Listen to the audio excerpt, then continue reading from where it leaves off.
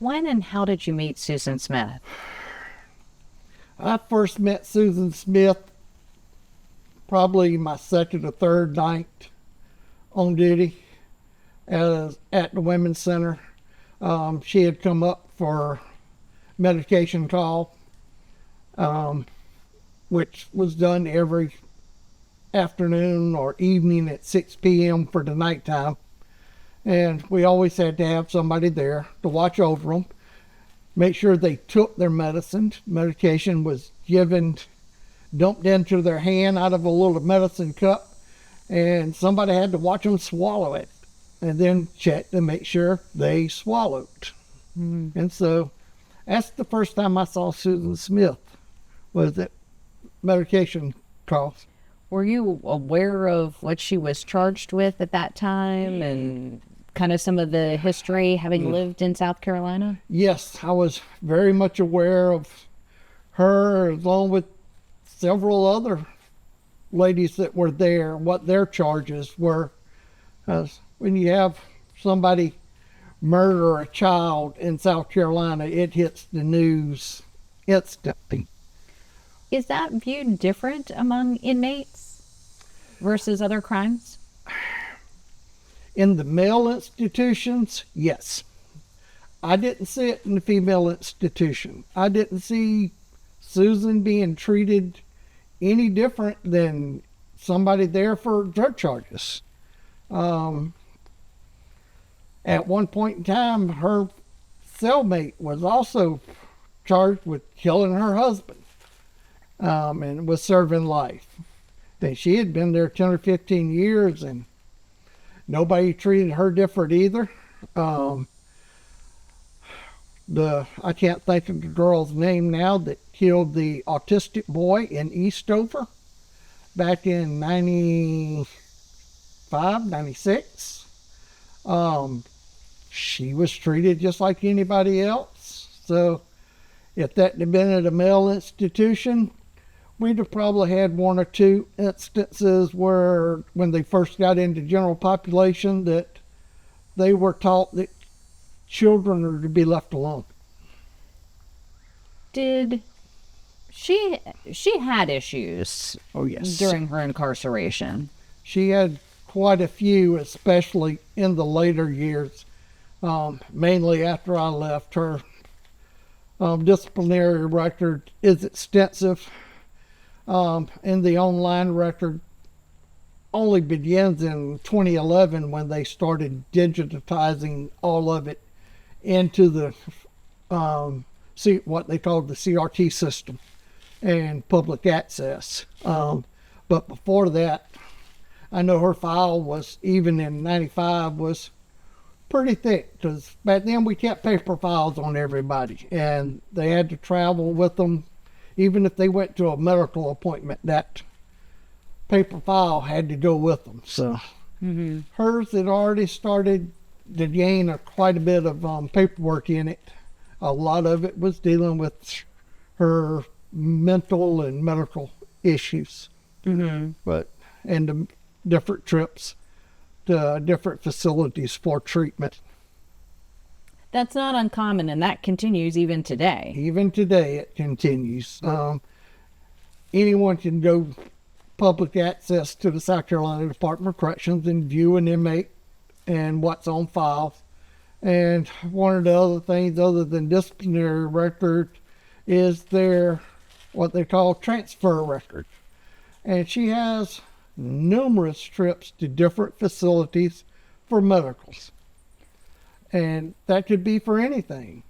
If she needed a tooth filled, there's dentists only at 2 or 3 different institutions, so they would have to be carried to one of those places to get a tooth fixed. You mentioned how you first met her, but it seems like you had more of a relationship with her. How did that start?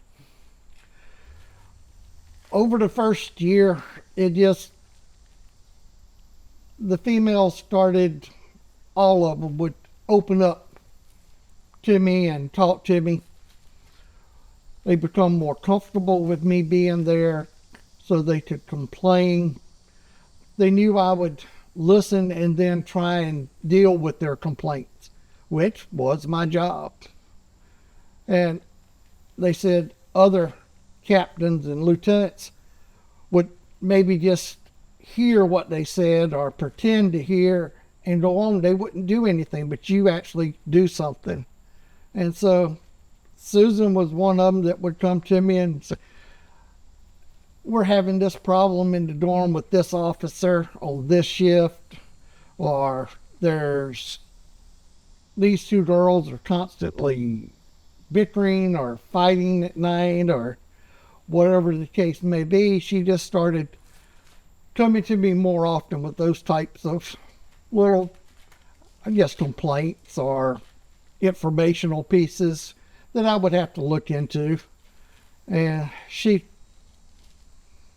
would actually talk to me about things that were going on in other units other than her own, because of people talking to her, because they felt like she was more in tune with the staff members to get things done. How was she seen through other inmates? Was she seen as a leader? I guess a leader would be a good word for it.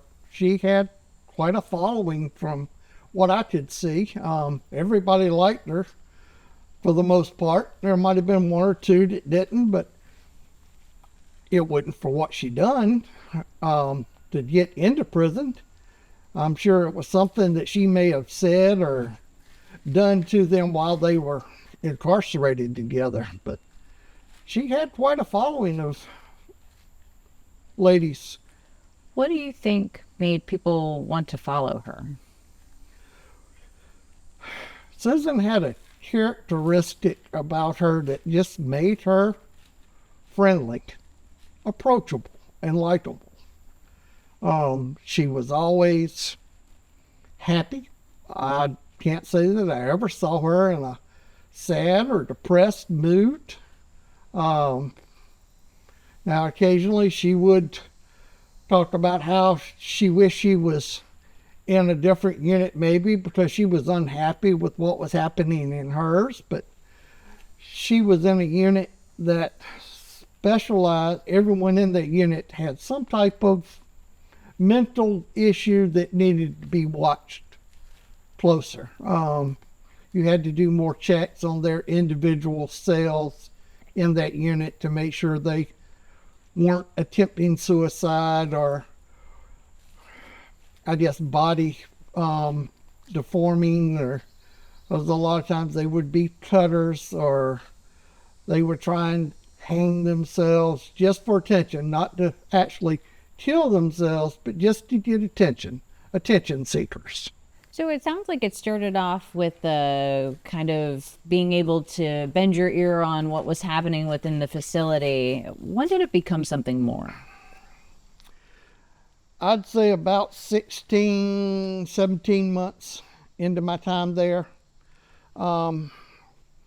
We had a staff death that occurred. My supervisor, the major, who was over all of security for the institution, suddenly passed away. Nobody knew he was even ill. And from what we understood, he did not know that he was sick. And he took a couple weeks off because he felt tired and never returned. And he was the one that the ladies really bent the ear of. He was the one that always listened to every complaint and took everyone's complaint serious, and that's what he instructed me to do when I came home. He was a retired New York City police officer of 30 years, and so he knew how to deal with people, and he could relate to these people because of what he done in New York. Drug charges, homicides, assault and battery. He saw it every night, and he knew how to talk and listen and react to what was being said from these ladies. And quite a few of them took it pretty hard.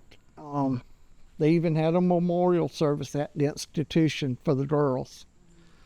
or ladies. Some of them act like big babies, others that grown and mature, depending on what they wanted.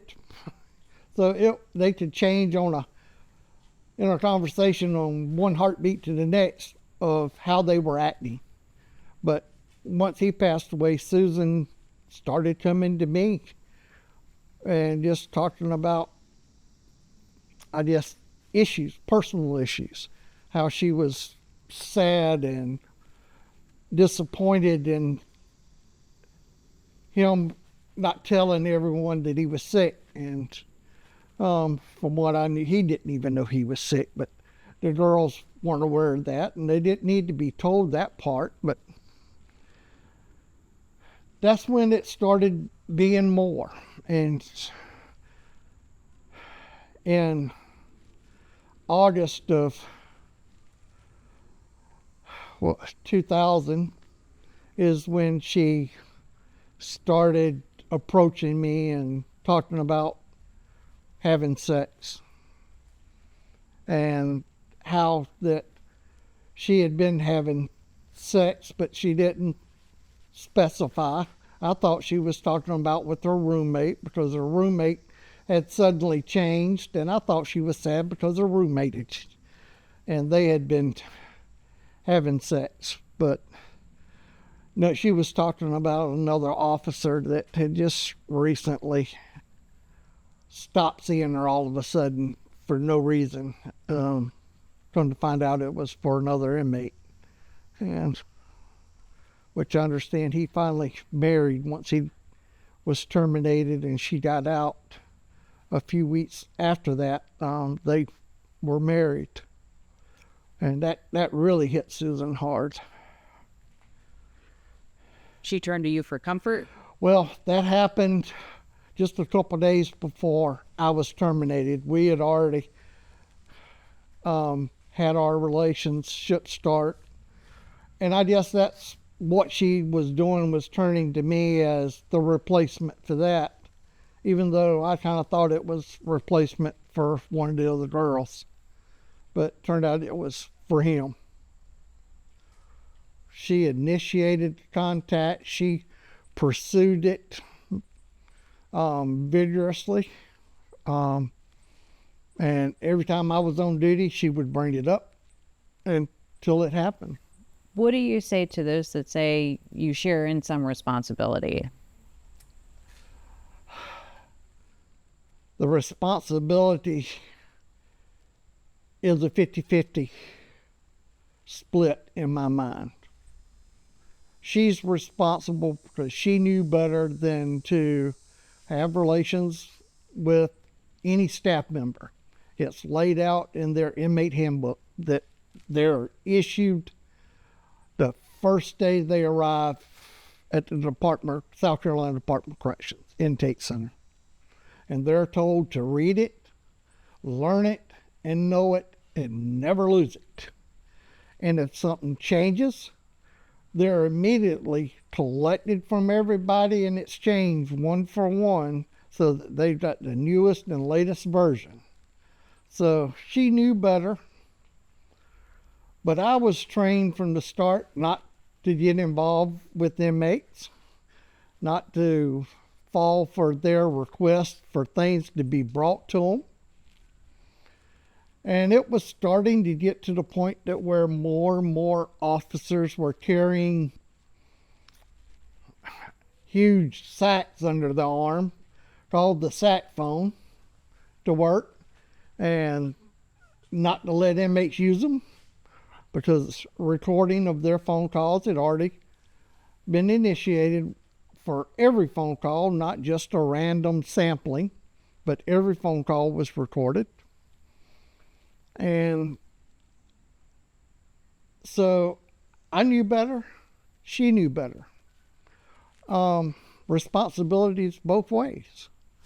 And probably even a little bit more my way, because I was the one with the most to lose and the one with the authority to stop it, and should have. So it might even be more of a 60-40 split with me on the 60 side. Why give in to her?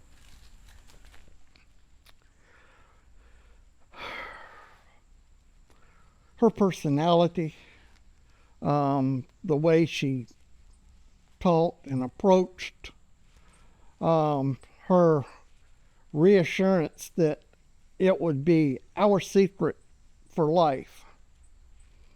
But she knew one day I would leave, and I was working on some career moves outside of corrections, and a lot of people knew that. Susan probably had caught wind of it, but needless to say, none of that become possible after being terminated, because my career in law enforcement immediately ended.